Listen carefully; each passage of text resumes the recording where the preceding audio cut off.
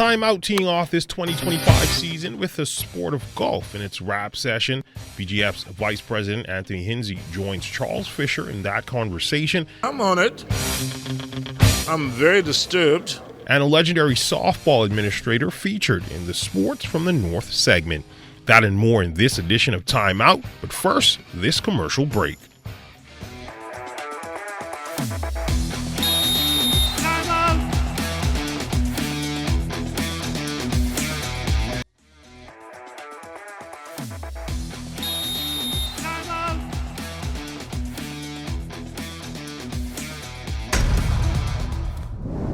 Welcome to the best sports show in town, The Timeout. I'm Charles Fisher, and today we are talking golf. I wish I had my clubs here with me today.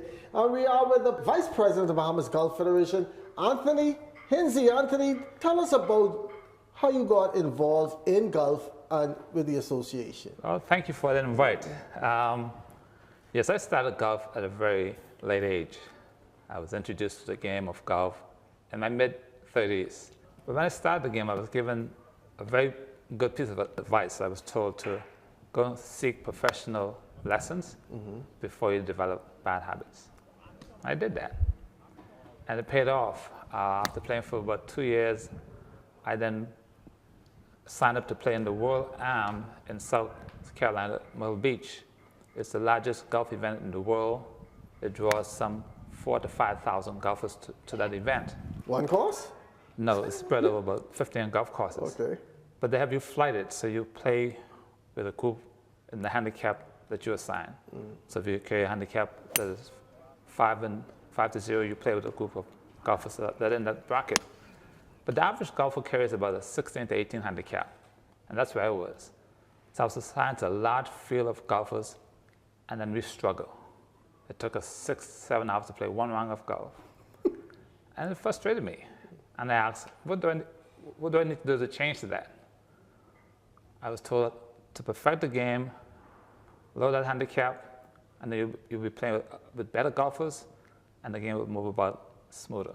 Before I let you go any further, persons who are there like myself, we understanding, what is he talking about handicap? 1 to 5, 5 to 15, what is handicap? And how do you get your handicap? The handicap is given simply this way. There are 18 holes on the golf course, and the holes are assigned a number. Par 3, par 4, par 5s. But the 18 holes with those numbers add up to 72. So it makes the golf course a par 72. You're not playing against another player, you're playing against the golf course.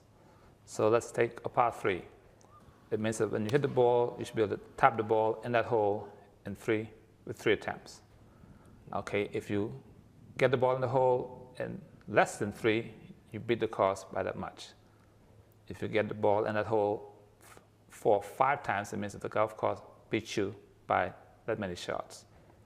At the end of 18 holes, you take your total score and you subtract 72 from that. And that's your handicap. So if you shoot 80 and you minus 72, you carry a handicap. Okay, lesson learned right here. 242 on the time. As Vice President of the Bahamas Golf Federation, what's the vision for the sport here in the Bahamas? Well, golf is growing. I mean, across the world, everybody's getting involved in the game. And we realize here in the Bahamas that the interest is pretty much the same. Our focus as a federation is to focus on the young people, to get them started at a much early age rather than waiting until the time I waited. I can only imagine where I would have gone in golf had it started much earlier. And so realizing that the importance of getting someone introduced to the game at an early age, our focus is the junior program. So what is the state of golf here in the Bahamas? Because I hear some things is good, I'm hearing some things that is not, I hear some things could change. It's in a good place. The golfers who have been playing for a number of years, they think the focus of attention should be on them. But to grow the game, you have to start from the beginning. We were able to convince the government to put golf back into the school curriculum. And so golf is a part of the government school sporting curriculum. Once a year we have a school championship event, and for the past 3 years we've been drawing anywhere from 200 to 450 kids Wow. from the school system playing in those events. And the bottom line is it really offers scholarship opportunities for kids or students who wouldn't have other ways to get off to school to further education. So what is required for a person like me who wants to get started in playing golf? Again, it's so easy. Right across the street, there's a golf course right at the sports stadium. It's a par 3 course. If you're interested in the game, you simply say, you come out there, watch others hit the ball. You'll be drawn to trying it yourself. As soon as you try it, in most cases, you would think of yourself as being better than the person that you're watching. That's the step to get you in the game, because you want to perfect that. You want to get better. But I might say golf, I know some friends that they go there early in the morning, come back late in the evening. That's too much time out on the golf course. Why so much time, and is it an addictive one? It's hard to explain it to someone who hasn't tried it before. But if you love something, you keep on doing it. Golf is open to the elements. You're out there, you're looking at nature in its unique form. You're playing against the wind, you're playing in the rain, you're playing on grass, you're watching the birds. All that stuff is in that open environment, especially here in the Bahamas where we're so fortunate to have such a beautiful setting. I would encourage you just to come out there and you realize that outdoors is not really bad. And golf allows you to do it in a real slow motion. There's a saying that golf is a rich man's sport. You look rich. You look like $1 million, Hinsey. I don't think it's fair to call it a rich man's sport. I mean, that was a stigma that was put on golf for so many years. Maybe it was an attempt to keep it in one area among those who could afford it. But I realized that when I got into the game that it was not so. But it does call for discipline. It's what you want to spend, you spend it. There are persons who play golf, they have the same pair of shoes, the same pair of outfit, the same set of golf clubs when they started the game maybe 10, 15 years ago. There are players who changing those shoes and those golf clubs every 2-3 months. That makes it expensive. Like a telephone, there's always a new gadget on the market, and there are persons who just feel they need to have the latest that's out there. But no, it's affordable. You control that. If you can only spend this amount of money, then you should limit yourself to going to the golf course within that budget. But again, you can be there as long as you want, for how many hours a day you want. It's just open to you to enjoy and have fun. But people may be saying that the course fees are expensive. That is a challenge. Here in the Bahamas, we have access to only a few golf courses. And unfortunately, there's no way around it until we can get our numbers up to where it needs to be. The population of the Bahamas is rather small. The population of golfers in the Bahamas is not that large. And so if you have only a handful of golfers playing, it's not enough persons active in the sport for the federation to build a golf course that have access or give access to locals only, because we don't have the numbers to support the maintenance of such a golf course. And so it makes it expensive because a lot of money goes into keeping it looking nice and clean. And so it could be expensive along those lines, yes. Well, I'll short a round of 81 and here in the first segment of the Timeout with Hinsey, the Vice President of Bahamas Golf Federation. When we come back, much more on golf and our females taking advantage of the sport.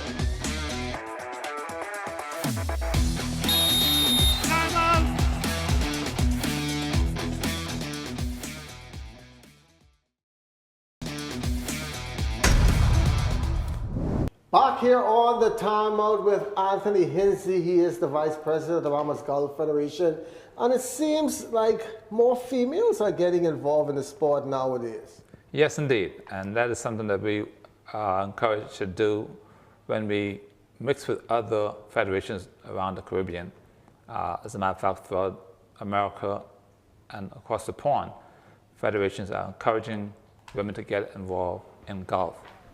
Golf has always been a family sport. For a long time, men dominated, and for a long time, women were not allowed on the golf course. That is changing, and I think here in the Bahamas, we are adapting to that change. So yes, you can go on the golf course nowadays, and you can find women from every segment of life here in the Bahamas active in the game of golf. How good is our junior program? It's strong. And like I said, that's been our focus for the past 8 years. We've always had a strong program, but somehow along the way it just went quiet. And because we came back with the focus and our vision being junior program, we see our golfers now in high numbers. Any given day, and that can be 7 days a week, if you went here at the sports center between the hours of 3 and 5 p.m., which is just before dark, you'll find 40 to 80 kids out there hitting balls. Those kids are out here at this range until they get their game to a level where they understand the scoring and they understand the ethics of the game, and then they're allowed to play on a real golf course. And again, golf courses give us access for juniors to play in the afternoon, 7 days a week. What is it going to take to get, and I've seen this in most sports, and the feeling with basketball, and you have good junior, you play good at the junior level, you play good in college, but you kind of crack that professional toe. It's not as easy as one thinks. It requires a lot of time, and it requires a strong support system. You can only be as good as the coach that you have. And unfortunately, some of our coaches didn't allow themselves to go to that unique level where they can teach professional golf. But we do have some persons out there who have a love for the game, and they just want to teach, and they're doing a fine job. They are exposing our kids to the game, which is the first start. And then hopefully we create environments where those kids can be exposed to better coaching or better playing environments, and that hopefully should get the game going. Like anything else, you put a field of 100 golfers out there, there might be a hidden gem. It's only a very small percentage of golfers that will exceed to a level where they're near professionalism. But it's something that we all seek to accomplish. We're seeking that perfection. And the way to get that is put time into the game, a lot of time and practice into the game. So how can one say, I want to be a pro from an amateur? You have to go through a certain, or just say, hey, I want to be a pro? Now, the golfing system out there has something called world ranking points. And the Bahamas is much a part of that. We are required to have at least one event per month, where we play a total of 54 holes, and golfers' handicap have to be 5 or less. So it's not just any golfer can play in that event. You play the game, you perfect your game, you establish a low handicap, and then that's the criteria to get into playing into world ranking point qualifiers. When you win that event, you're given world ranking points. It depends on the amount of points you accomplish or you gain over the years to qualify you to play in professional events. You get a tour card, and then you're on the world stage playing golf professionally. We've seen a lot of celebrities come in to host their tournaments. Is the Golf Federation or the resorts benefiting from that? Well, everybody wins, like one group said to us. The hotels are pushing it, the country is encouraging it because sports tourism is growing. Golf is very popular around the world, and everywhere you go, people want to play golf. We have a unique environment called the Bahamas, where you can play golf pretty much 365 days a year. There's some places in the world you can only get on the golf course 3 to 4 months of the year. In the Bahamas, you can play golf year-round. So the focus for a lot of people is to come down here and be exposed to playing in our environment. So yes, the hotels is pushing it through the support of tourism, and the Federation is there because then when we allow our golfers to be exposed to these various celebrities that are coming through here, when they have events, they allow a percentage of Bahamians to play in those events.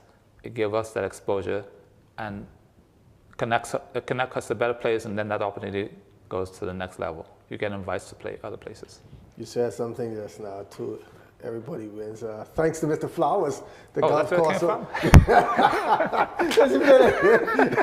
thanks to Mr. Flowers, and thanks Mr. Flowers for that golf course over there and making it accessible for Bahamians. It was a very unique vision that he came about, which was once wasteland.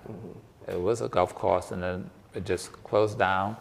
And Craig saw the vision to bring that back and to create an environment where local would have access to play or hit balls when they wanted to.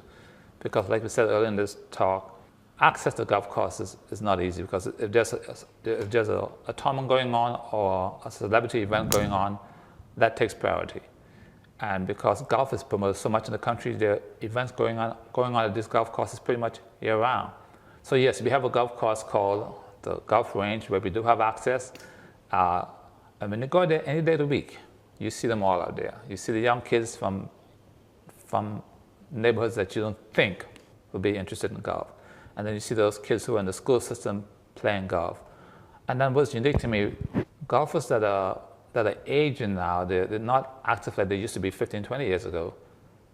Men in their late 70s and their 80s are finding their way out to the golf course just to reunite with golfers with the system. And then you're talking with these golfers, they're sharing their stories with you. It's an environment unlike any place else in the Bahamas. Come out to the range, check it out. You'll become addicted to. One final question, will we be hosting any CGC or CAGC in the future? Yes, we do. We have hosted a few in the past. It's not very cheap. And when it's a Caribbean event, for a lot of countries who want to come here, it requires them to travel to buy 2 tickets. So it's not like you can fly from Nassau directly to another Caribbean destination that has golf. So it requires that we go to Miami and then take a flight from there to go to where's Dominican, Puerto Rico, wherever the event is hosted. The same thing happens on this end. So they have a lottery system where each country that's a part of that association has to host an event at least once in that circle. And so the Bahamas comes up every now and again where everybody wants to come here. But when you add those costs for hotel, transportation, and food, and then some other country can outbid you because they can do it cheaper. In most cases, these are folks who are not working, they're going through sponsorship, they will opt to go with the more affordable pricing. All right, thanks for a lot. That's with just about every other sport. And hopefully we can see the CIGC or the CGC back here pretty soon. Thank you, Mr. Hinsey, for joining us Thank here. you for the invite. You invited me down to the course with Why the crew. not? Why not? I want to test that 81 to see if that really exists. But Mr. Hinsey for joining us here on the Timeout. My 81 will probably go up to 181 if he really sees me play there on the golf course. We're going to now check in with Amajal Knowles.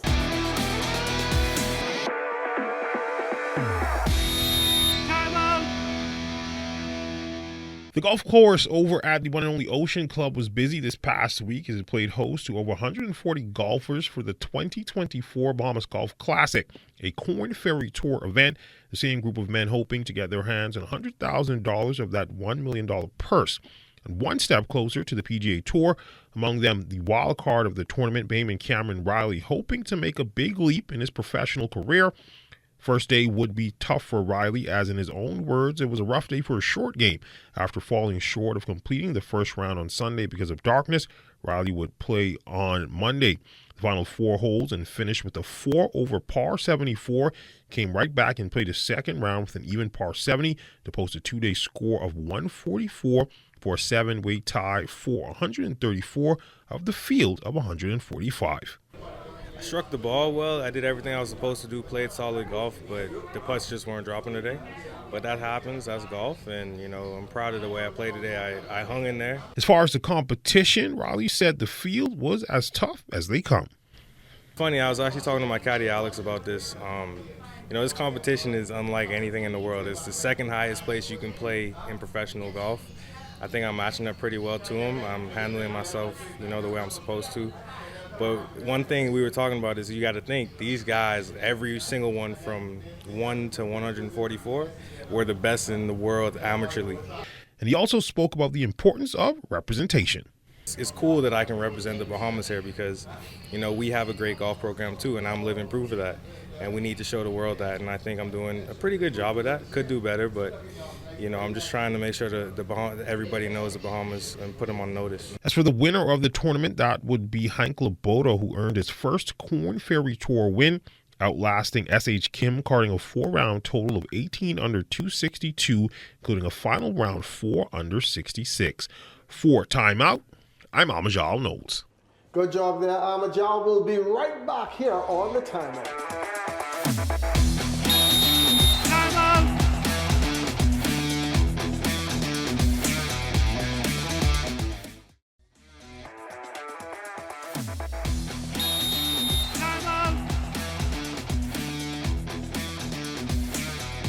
We are back here for our final segment of the timer. Let's check in now with sports from the north, followed by the fitness tip.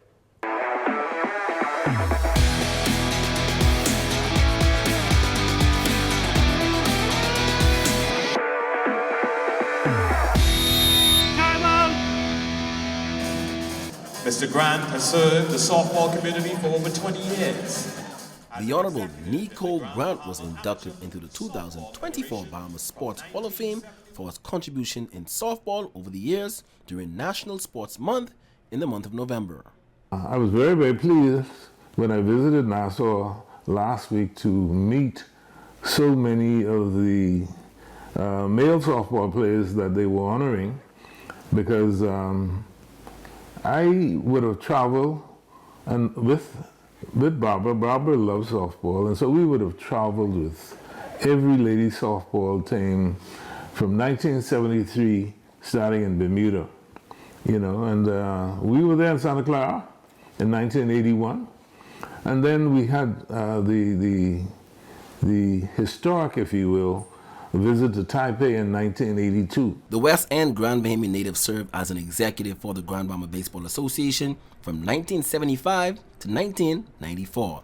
He was also an executive of the Bahamas Softball Federation, and in 1997, Nico Grant was inducted into the International Softball Hall of Fame. I'm very, very pleased with the contribution I've made to softball. I have contributed in my own way to its growth and development. Was a key figure in the establishment of the Nationals, which really I'm bothered with today, because I'm aware of the time, effort, and the sacrifices I've made contributing to the growth and development of softball. And to see softball as the present state saddens me. Playing softball on the parks throughout the Bahamas has always brought family and friends together. This is something that Nico Grant says excites him most about the sport. At my induction into the International Softball Hall of Fame in 1997, and bringing remarks, I said that, softball unites. And it doesn't matter whether you would not have seen a person for years. Whenever you meet, you start where you left off. For the Timeout Sports Show from Grand Bahama, I'm Jay Philippe.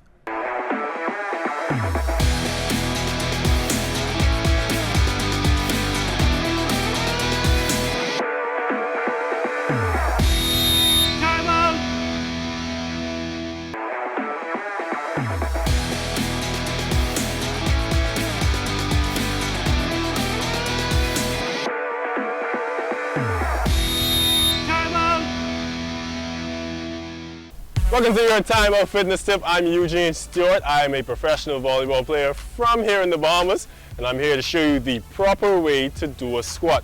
Now, everyone wants to relate squats to just leg day, but I personally use squats as a good warm-up and warm-down for my exercises for volleyball.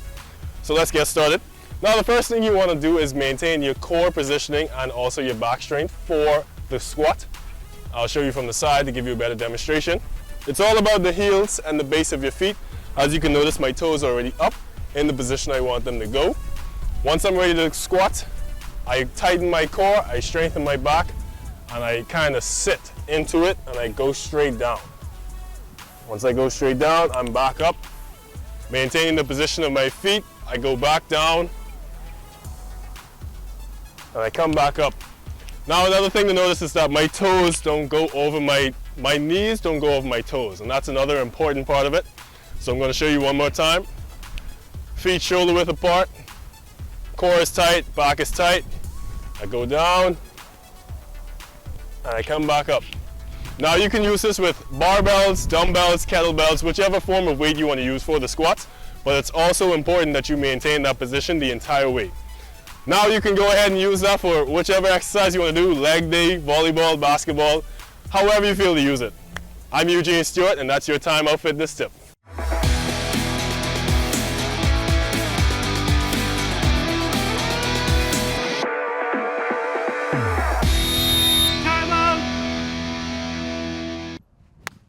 And as we wrap things up here on the Timeout, I'd like to thank my guest, Anthony Hinsey, Vice President of the Bahamas Golf Federation, for improving my golf score. I'll see you in the course pretty soon. That's it for this edition. Much more to come in the future.